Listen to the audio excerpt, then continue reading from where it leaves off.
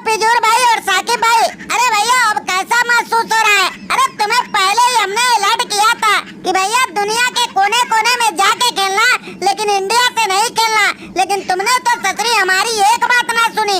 अब देखो जडेजा और अश्विन का तूफान आया, फिर देखो जसप्रीत बुमराह भाई ने क्या खतरनाक गेंदबाजी का जलवा दिखाया और तुम्हारे ससुरी बांग्लादेश को क्या बुरी तरह से लपेट के बुरा हाल बना दिया। अरे वो सनको, अरे भैया इनका ससुरी इंडिया के हाथों बुरा हाल देख के ना हमें अपने टीम पे तरस आ रहा है। ये ससुरी बांग्लादेश की टीम हमारे पाकिस्तान को घर में घुस के कैसे लपेट दी हमें समझ तक नहीं आया। लेकिन इसी टीम का देखो कैसा बुरा हाल करके टीम इंडिया ने अपना परचम फहराया।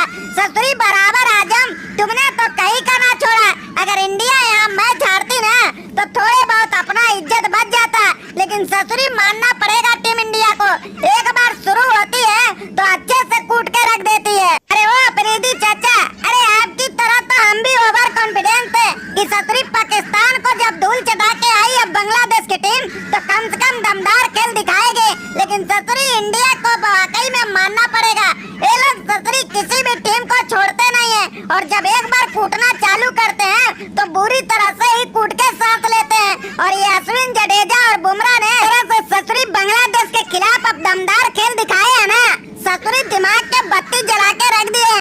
साकिब भाई और फिजूर भाई, अरे भैया कहाँ गए तुम्हारे दमदार बल्लेबाजी के जलवे? तुम लोग तो ससुरी 6 विकेट जब हमारे खिलाफ गिरा था तो ताबड़तोड़ बल्लेबाजी कर गए थे और ससुरी 500 के ऊपर का स्कोर भी आसानी से बना लिए थे और उम्मीद से ज्यादा तुम लोग खतरनाक खेल दिखा के हमें घर में बुरी तरह से हरा दिए थे। लेकिन इंडिया के खिलाफ तुम्हारे ससुरी बल्लेबाजी का धज्जियां उधेड़ने में देर ना लग रही है। तो बराबर आजम भाई, अरे भैया देखो इंडिया से भी हम आसानी से जीत गए होते अगर ये बुमराह भाई नहीं होता। देखो शुरुआत में ही झटके पर झटके देते गया और हमारे विकेट आसानी से चटका ले गया और बाकी कसर जो बचा था ये जडेजा ने आके हमें निपटा दिया। अगर जडेजा भी ना होता ना तो हम धुआंधार बल्लेबाजी करके दिखा देते और टीम इंडिया को घर में ही घुस के बुरा हाल तुम्हारी तरह बना देते। तो साकिब भाई, अरे भैया हमारे रहते हुए तुम हराने का तो सोचना भी मत, क्योंकि बुमराह के सामने अगर कोई ललकार भर दे और बुमराह आसानी से जाने दे ऐसा कभी होने ही नहीं देगा।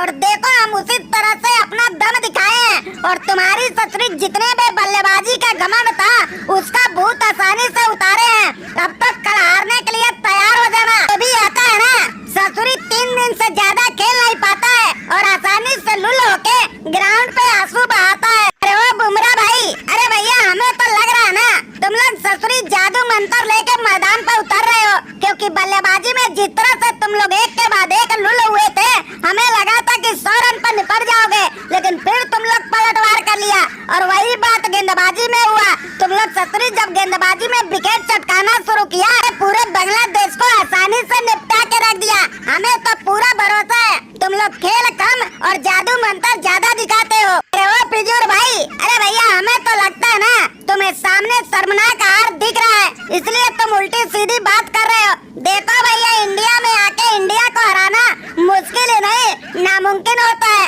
और जडेजा और अश्विन और बुमराह के रहते हुए तो ससुरी दुनिया का कोई टीम जीतने के लिए सोच भी नहीं सकता है। और देखो हमारे प्रदर्शन से क्या तुम्हारा बांग्लादेश का बुरा हाल हो चुका है। अरे वो पिजूर भाई और साकिब भाई, अरे भैया चलो हार जीत तो लगी रहती है, लेकिन वैसे हमारे बल्लेबाजी से तुम्हें कैसा महसूस हो रहा है? अरे कहीं तुम्हारे गेंदबाजों को कुछ कमी तो ना रह गई? देखो भैया हमारा नाम है अश्विन, गेंदबाज हो या बल्लेबाज